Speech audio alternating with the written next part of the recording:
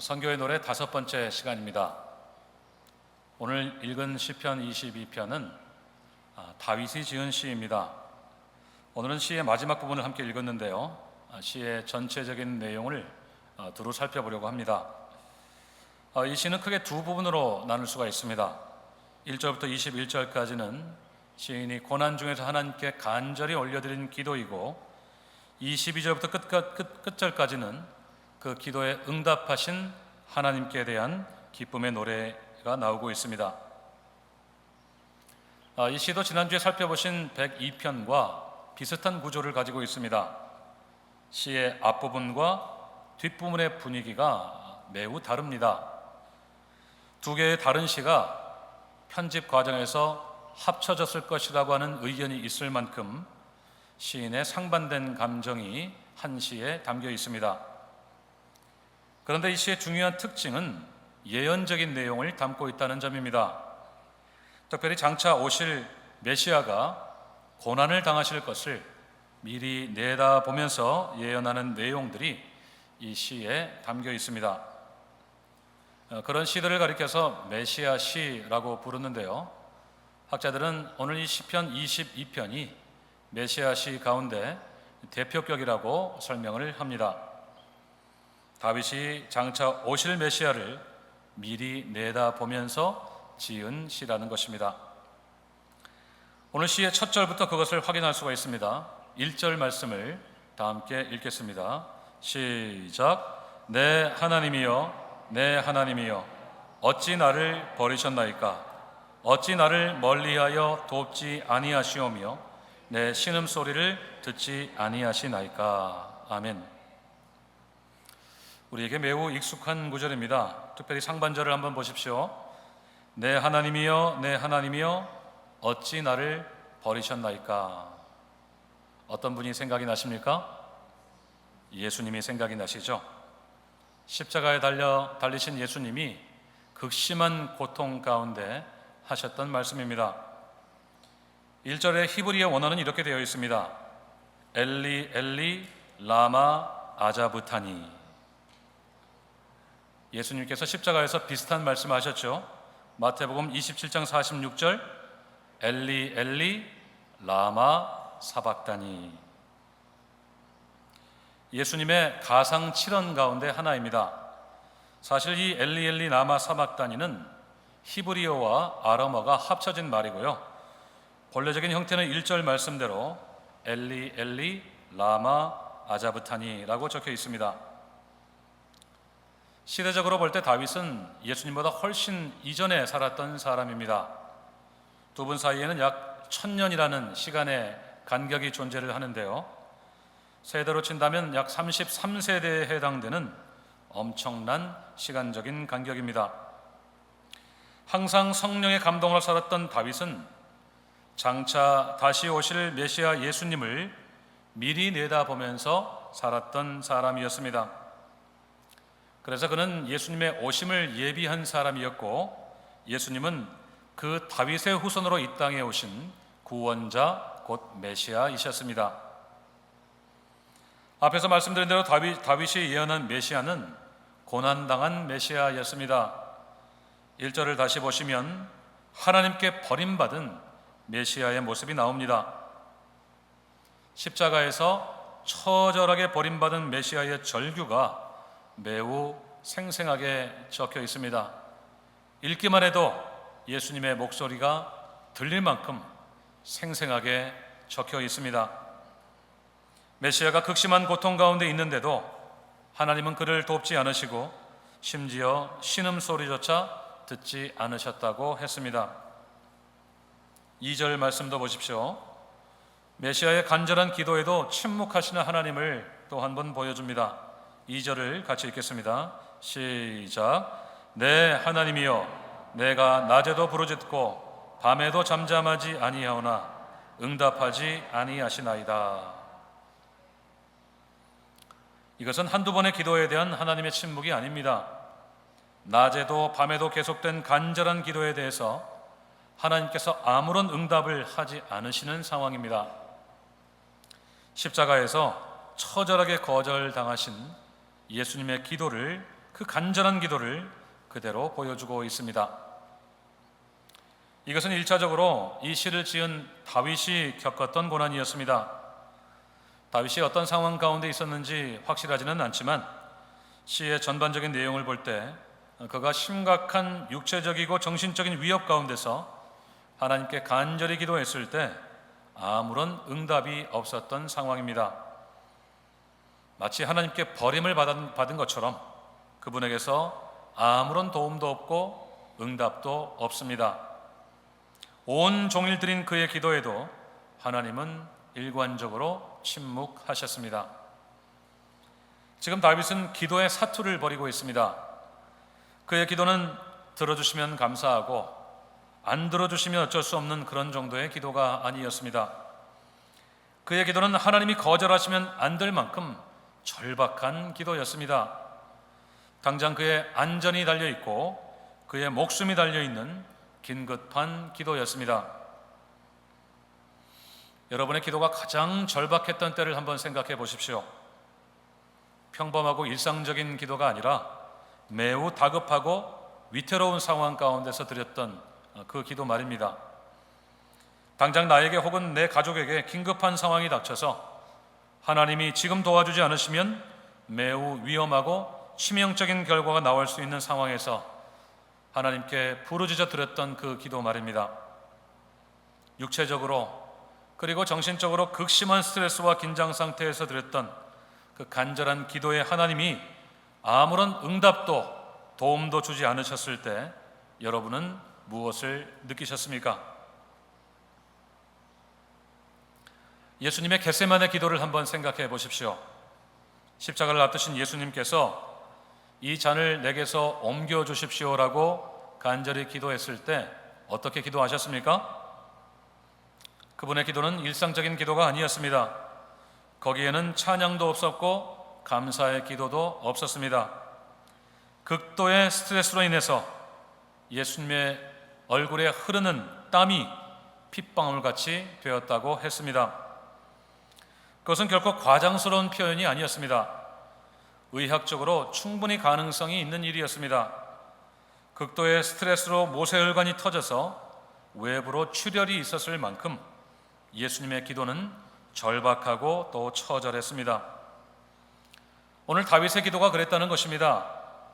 예수님의 그 기도를 미리 보여주었을 만큼 다윗의 기도는 간절하고 또 다급했습니다. 여러분 참 신기하지 않습니까? 오늘 다윗의 기도가 예수님의 기도와 겹쳐지고 있습니다. 그의 다급함이 예수님의 다급함이었고 그의 간절함이 예수님의 간절함이었습니다. 이것은 다윗의 모든 사정을 예수님께서 정확하게 아신다는 것을 우리에게 말해줍니다. 다윗이 예수님보다 1000년 전에 먼저 겪은 일이지만 예수님은 태초 이전부터 이미 계셨던 하나님이시기 때문에 그가 겪은 고통을 다 알고 계셨습니다. 그리고 예수님은 사람으로 오셔서 그가 겪었던 고통을 그대로 겪으셨습니다. 하나님께 아무런 도움도 응답도 받지 못하는 거절을 경험하셨던 것입니다. 다윗의 고통을 친히 경험하신 예수님은 우리의 고통을 누구보다도 더 잘 아시는 분이십니다. 특별히 예수님은 우리가 하나님께로부터 거절받는 고통을 누구보다도 더 잘 아십니다. 그 이유가 무엇일까요? 하나님께 거절을 받아보셨기 때문입니다. 십자가의 고통을 피하게 해달라는 그 절박한 기도에 거절을 받아보셨기 때문에 우리의 기도가 거절받는 고통을 누구보다 더 잘 아시는 것입니다. 히브리서 4장 15절을 함께 읽겠습니다. 시작. 우리에게 있는 대제사장은 우리의 모든 일에 우리와 똑같이 시험을 받으신 이로 돼 죄는 없으시니라. 아멘. 우리의 대제사장이 되시는 예수님은 우리와 똑같이 시험을 받으셨기 때문에 우리의 연약함을 온전히 동정하실 수 있는 분이라는 뜻입니다. 그래서 우리 예수님께서 공감하지 못하실 고통은 이 세상에 없습니다. 그분은 우리처럼 육체를 가지고 계셨기 때문에 우리의 고통을 아시는 것입니다.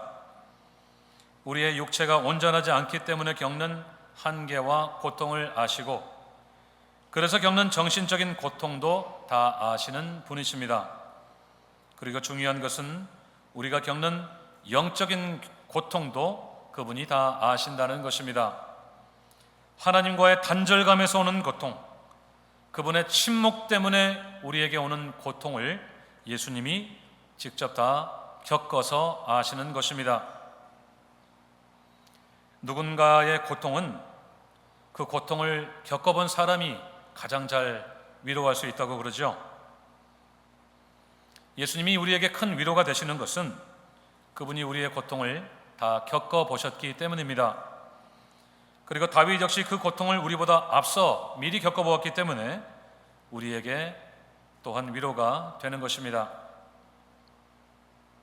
오늘 다윗이 그 고통을 극복하는 과정을 함께 살펴보겠습니다. 먼저 다윗은 이스라엘의 간절한 기도에 응답하신 하나님을 기억하고 있습니다. 3절에서 하나님께서 이스라엘의 찬송 중에 거하신다고 했는데, 그것은 조상들의 간절한 기도에 하나님께서 응답하신 결과였습니다. 그들의 간절한 기도에 하나님이 구원으로 응답하셨기 때문에 올려드린 찬송이었습니다. 예를 들자면 출애굽 이후에 하나님께 올려드렸던 찬송처럼 말입니다. 다윗이 그 하나님을 기억하는 것은 하나님께서 자신의 기도에 응답해 주시기를 간절히 바라는 마음 때문이었습니다. 조상들의 기도에 응답해 주시는 하나님께서 내 기도도 좀 들어주십시오 라고 하는 간절한 마음이 담겨 있습니다. 그런 중에도 그의 고난은 계속되었습니다. 6절에서 다윗은 자신의 존재가 부정당하는 경험을 토로합니다. 고난 중에 사람들의 비웃음거리가 된 자신이 사람이 아니라 무엇 같다고 했습니까? 벌레 같다고 했습니다. 사람들의 동정이나 연민의 대상이 아니라 혐오의 대상이 되고 있는 비참한 자신의 신세를 숨기지 않고 있습니다. 7절과 8절에서 그가 당한 조롱은 예수님이 십자가에서 당하신 조롱을 그대로 보여주고 있습니다. 그렇게 사람들에게 거절당하는 중에 다윗은 자신의 존재를 돌아봅니다. 9절과 10절을 읽겠습니다. 시작. 오직 주께서 나를 모태에서 나오게 하시고 내 어머니의 젖을 먹을 때 의지하게 하셨나이다. 내가 날 때부터 주께 맡긴 바 되었고 모태에서 나올 때부터 주는 나의 하나님이 되셨나이다. 아멘. 다윗은 지금 자신의 존재의 근원을 하나님에게서 찾고 있습니다. 자신이 어머니의 뱃속에 잉태되고 태어나서 성장할 수 있었던 것이 다 하나님께서 하신 일이라고 하는 고백입니다. 하나님께서 다시 자신의 하나님이 되어주셨기 때문에 자신이 지금까지 존재할 수 있었다는 것입니다. 비록 하나님께서 자신을 외면하시는 것 같은 고난 속에 있지만 다윗은 자신의 존재가 시작되고 그 존재가 지금까지 유지될 수 있었던 근거가 바로 하나님이신 것을 발견하게 된 것입니다. 다윗의 기도가 점점 깊어지고 있습니다. 처음에는 고난에 집중하다가 이제는 자신의 존재에 눈을 뜨고 있습니다. 그리고 자신의 존재가 하나님에게서 시작되고 그분 안에서 유지되고 있다는 것을 발견하게 되었습니다. 하나님이 자신의 존재의 원인자이시고 지원자이신 것을 발견하고 있는 것입니다. 우리는 이것을 성장이라고 부릅니다. 성장은 여러 가지로 정의할 수 있지만 가장 근본적인 성장은 우리의 관심사가 현상에서 존재로 전환되는 것이라고 설명할 수 있습니다. 특별히 우리가 나 자신의 인생을 돌아보고 온 세상을 바라볼 때 현상에만 머물러 있던 시각이 존재로 넘어갈 때 우리는 그것을 성장이라고 할 수가 있는 것입니다. 처음에는 자신이 당하는 고난에 머물러 있던 다윗의 시각이 그의 존재로 넘어갔습니다. 자신이 고난을 당하고 있다는 것은 자신이 지금 현재 존재하고 있기 때문이고, 자신의 존재의 원인자가 바로 하나님이시라는 것을 발견한 것입니다. 전에 없던 자신이 있게 되었고, 자신이 지금까지 있도록 보존해 주신 하나님을 발견한 다윗에게서 우리는 성장이라고 하는 단어를 발견할 수가 있는 것입니다. 사랑하는 여러분, 오늘 여러분을 있게 만드신 하나님을 볼 수 있는 눈이 열리시기를 간절히 바랍니다. 이전에 없던 여러분들을 있게 하시고 오늘까지 여러분을 있도록 해주신 하나님을 꼭 발견하시기를 바랍니다. 특히 여러분이 지금 삶의 어려움을 겪고 계시다면 그것은 여러분이 지금 이 땅에 존재하고 있다는 뜻이고, 여러분의 존재의 원인자가 여러분을 지금까지 붙잡고 계시다는 뜻인 것을 꼭 발견하시기를 바랍니다. 그분이 바로 하나님이시고 그분이 바로 여러분에게 하나님이 되어주시는 하나님이신 것을 꼭 믿으시기를 바랍니다. 성장은 다른 것이 아니라 눈에 보이는 현상에만 머물러 있던 나의 관심이 나라고 하는 존재 자체로 넘어가는 것이고, 나의 존재 속에서 하나님을 발견하는 것입니다. 내가 오늘 이 땅에 없지 않고 있는 것은 오직 하나님 때문인 것을 믿으시기를 바랍니다. 그것이 바로 성장의 출발점이고 성장의 가능성입니다. 그런데 성장은 단 한순간의 깜짝 이벤트가 아닙니다. 성장은 지속적인 과정입니다. 11절에서 다윗은 또 한 번 기도하면서 자신을 멀리하지 말아주시라고 요청합니다. 자신에게 환난이 닥쳤는데 아무도 자신을 도와줄 사람이 없기 때문이었습니다. 다윗이 당한 환난이 12절 이하에 설명되고 있는데요, 많은 황소나 바산의 힘센 소들이 자신을 둘러싸고 마치 사자처럼 자신을 삼키려고 한다고 했습니다. 그만큼 악하고 사나운 무리들이 자신을 둘러싸고는 손과 발을 찔렀다고도 했습니다. 그 결과로 다윗은 14절에서 물같이 쏟아지고 뼈는 어그러졌고 마음은 양초같이 녹아버렸다고 했습니다. 15절에서 자신의 힘이 말라서 질그릇같이 산산조각 나버리고 혀가 입천장에 붙어서 마치 죽음의 진터 속에 파묻히는 것 같다고도 했습니다. 17절에서 다윗은 얼마나 말랐는지 뼈가 앙상하게 드러나서 하나씩 둘씩 셀 수 있을 정도라고 했습니다. 이것은 앞에서 다윗이 당한 고난의 구체적인 설명이 될 수도 있고, 그 고난이 더욱 심화된 상황이라고도 할 수 있습니다. 그런 상황에서 다윗은 또 한 번 간절한 마음으로 기도합니다. 19절과 20절을 함께 읽겠습니다. 시작. 여호와여 멀리하지 마옵소서. 나의 힘이시여 속히 나를 도우소서. 내 생명을 칼에서 건지시며 구하소서. 나를 사자의 입에서 구하소서. 주께서 내게 응답하시고 들소의 뿔에서 구원하셨나이다. 아멘. 자신을 멀리 하지 말아달라는 기도입니다. 자신의 힘이신 하나님이 속히 오셔서 하나밖에 없는 생명을 위협하고 있는 모든 악한 자들로부터 자신을 지켜주시고 구원해 주시라고 하는 간절한 기도입니다. 여기서 지금까지 다윗의 기도의 패턴을 한번 보시기 바랍니다. 자신의 어려움을 호소하던 기도에서 하나님이 행하신 일을 기억하는 것으로 기도가 넘어갑니다. 특별히 조상들의 기도를 들으시고 구원하신 하나님을 묵상하는 기도였습니다. 그러다가 다윗은 또 자신이 벌레 같은 지경에 놓였다고 한탄하다가 자신의 존재 근원을 하나님에게서 발견하는 기도로 넘어갑니다. 거기서 다윗은 또 한 번 하나님의 도움을 호소합니다. 그 후에 또다시 자신의 위태로움을 토로하던 다윗은 또 한 번 자신의 존재를 유지하시는 하나님의 도와주심을 인해서 간절히 기도합니다. 현상과 존재를 왔다 갔다 이렇게 넘나드는 기도가 계속되고 있습니다. 특별히 고난이라고 하는 극단적인 상황에서 다윗은 자신이 직면한 어려움을 토로하다가 자신의 존재와 하나님의 존재를 새롭게 발견하고 있습니다.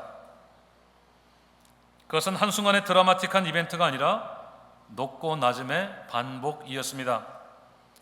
자신의 형편을 토로할 때는 절망이었다가 하나님이 행하신 일을 기억할 때는 소망이었습니다. 자신을 둘러싼 현상에 집중할 때는 탄식이었다가 자신의 존재를 생각할 때는 찬양이었습니다. 자신의 힘과 능력을 생각할 때는 무능함의 고통이었지만 하나님의 능력을 생각할 때는 구원의 기쁨이었습니다. 이런 일련의 과정을 겪으면서 다윗은 조금씩 성장하고 있습니다. 신앙의 봄, 여름, 가을, 겨울을 다 경험하면서 다윗은 그리스도께서 당하신 고난을 미리 보여주는 사람이 되어가고 있었습니다. 그렇게 다윗은 장차 오실 그리스도를 닮아가는 사람이 되어가고 있었던 것입니다. 그것은 바로 다윗이 기도하는 중에 일어났던 일인 것을 꼭 기억하시기를 바랍니다. 다윗은 기도하는 중에 성장했습니다. 만약에 그가 잠시 동안만 기도하고 포기했다면 성장도 없었을 것입니다. 하지만 다윗은 고난 중에도 밤낮으로 쉬지 않고 기도했고 그 기도는 그를 좀 더 깊고 넓은 신앙으로, 견고한 신앙으로 성장하게 만들었습니다. 그의 기도를 다시 한번 생각해 보십시오. 그가 기도하는 중에 갑작스러운 기적이 일어나지 않았습니다. 오늘 읽은 시의 후반부에도 어떤 반전들이 일어나지 않았습니다. 사나운 짐승들이 갑자기 멸망을 했다든가 대적들이 대대로 회개했다는 말이 없습니다. 상황은 크게 달라지지 않았습니다. 하지만 다윗이 포기하지 않고 계속 기도하는 가운데 점점 성장하고 있었습니다. 그가 겪었던 고난이 그리스도의 고난을 미리 보여주었을 만큼 그는 성장하고 있었던 것입니다. 사랑하는 여러분, 항상 기도하시기를 바랍니다. 어떤 상황에도 기도를 취하지 마시기를 바랍니다. 다윗처럼 어렵고 다급한 일을 만날 때도 기도하시고 아무도 나를 돕지 않는 것 같을 때도 기도를 포기하지 마시기 바랍니다. 특별히 하나님께서 나에게 멀리 계시는 것 같고 신음 섞인 나의 간절한 기도에도 응답하지 않으시는 것 같은 때에도 계속 기도하시기를 바랍니다. 기도하다가 소망과 절망을 반복할 때도 기도하시고 탄식과 찬양이 거듭될 때도 기도하시기를 바랍니다. 나의 약함과 실패 때문에 고통스러울 때도 기도하시고 하나님의 구원의 기쁨을 회복할 때도 계속해서 기도하시기를 바랍니다.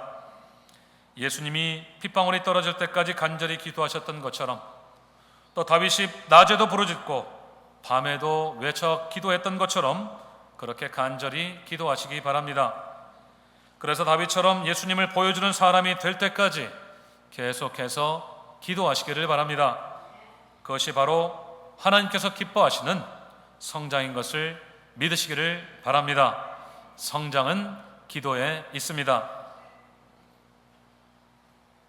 이제 다윗의 기도의 열매를 보겠습니다. 22절에서 다윗은 기쁘게 하나님을 찬송합니다. 주의 이름을 형제에게 선포하고 회중 가운데서 주를 찬송하겠다고 했습니다. 하나님을 섬기는 사람들에게 찬양으로 간증을 하겠다는 것입니다. 그 찬송이 얼마나 기쁜 찬송이 있는지 다윗은 주의 백성들에게 찬송하자고 초청을 합니다. 23절을 보십시오. 여호와를 두려워하는 자들에게 함께 하나님을 찬송하고 영광을 돌리고 경외하자고 했습니다. 쉽게 말하면 자신처럼 함께 하나님을 예배하자는 초청장이었습니다.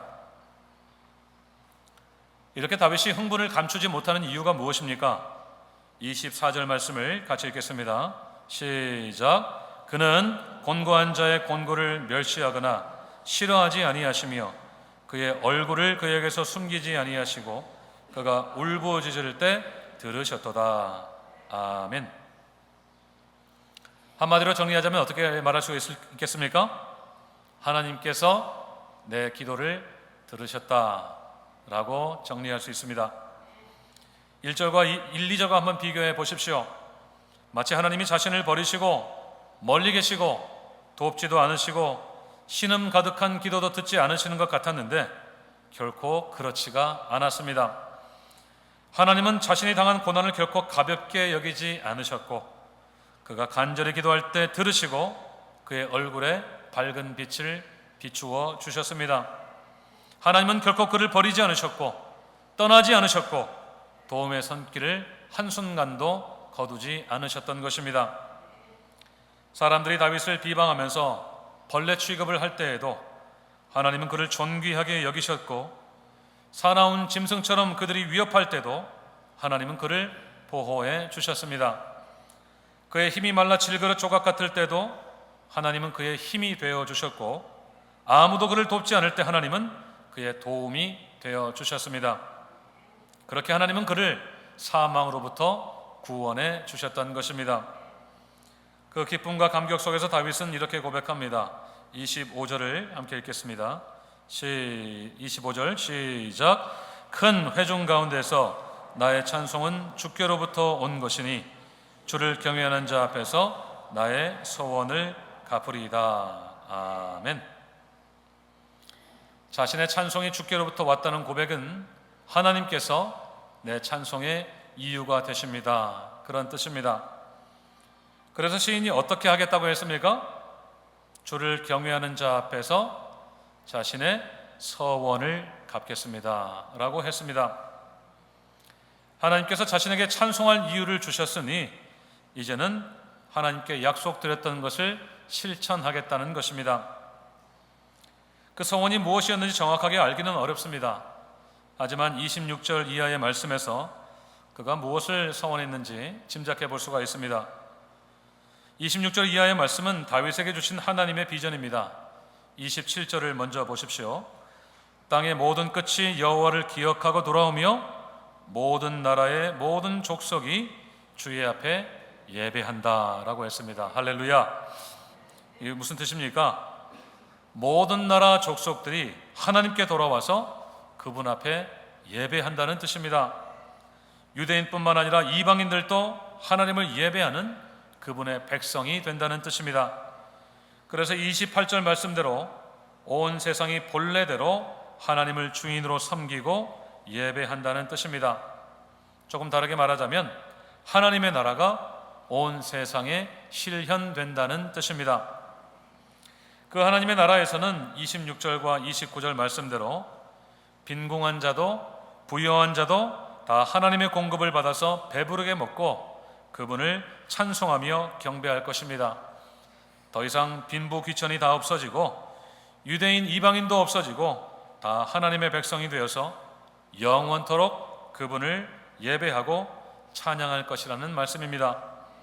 심지어 멸망당할 운명에 있던 영혼들도 다 구원받아서 하나님 앞에 절하게 될 것이고 이들의 모든 후손들도 하나님을 섬기고 그분의 이름으로 불려지게 될 것이라고 했습니다. 결국 다윗의 서원이 무엇이었겠습니까? 바로 그 하나님의 나라를 증거하겠다는 서원입니다. 자신의 기도를 들으신 하나님께서 장차 완성하실 하나님의 나라, 모든 민족과 열방이 하나님께 돌아와서 그분의 이름을 찬송하고 경배하고 예배하는 나라, 유대인 이방인 빈부 귀천의 차별이 없어지고 다 하나님의 백성으로 풍성한 은혜를 누리는 나라, 영원히 무너지지 않을 하나님의 나라를 증거하겠다고 하는 마음의 서원이었던 것입니다. 아마도 다윗은 자신을 통해 하나님께서 미리 보여주신 메시아 예수 그리스도께서 그 나라를 완성하실 것이라는 비전이 있었던 것 같습니다. 고난당한 메시아 예수님의 간절한 기도를 들으신 하나님께서 그분을 죽은 자들 가운데서 일으키시고 결국에는 그를 통해서 하나님의 나라를 완성하실 때 세상 모든 민족이 하나님께 돌아와서 그분을 예배할 비전을 보고 있었던 것 같습니다. 그래서 오늘 이 시는 1절에서 엘리 엘리 라마 사박다니로 시작해서 31절 맨 끝부분에서 이렇게 마치고 있습니다. 31절 주께서 이를 행하셨다 할 것이로다. 주께서 이 행하셨다는 말을 예수님이 십자가에서 남기신 말씀으로 바꿔보자면 다 이루었다라고 할 수가 있습니다.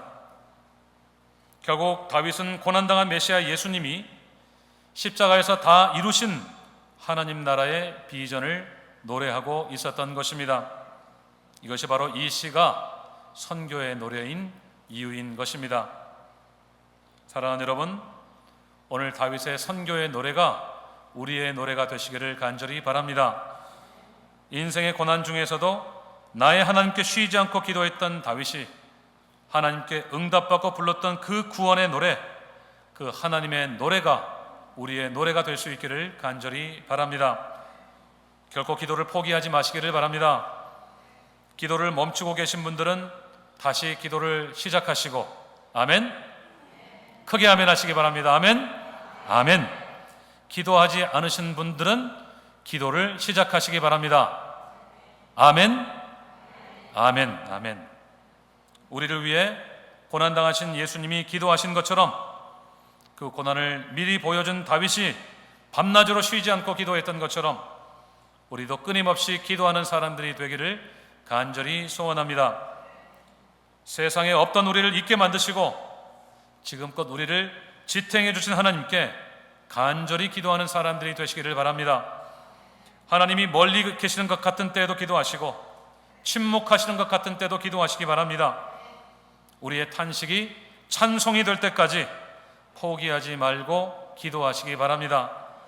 그리고 그 기도 가운데 계속해서 성장하시기를 바랍니다. 그 찬송 가운데 다윗에게 주신 하나님의 비전을 가슴에 꼭 품는 우리 모두가 되었으면 좋겠습니다. 여러분, 선교의 비전을 품으시기를 바랍니다. 나를 통해 모든 나라 모든 민족이 하나님께 돌아와 예배할 날을 꿈꾸면서 기도하시기 바랍니다. 고난으로 하나님의 나라를 이 세상에 이루신 예수님을 증거할 사명을 평생 감당하시기를 바랍니다. 우리가 부르짖을 때 반드시 들으시고 얼굴을 숨기지 않으시는 하나님의 은혜를 날마다 경험하시고 그 감격 속에서 날마다 주의 이름을 찬송하고 선포하는 우리 모두가 되시기를 주님의 이름으로 축원드립니다. 기도하겠습니다.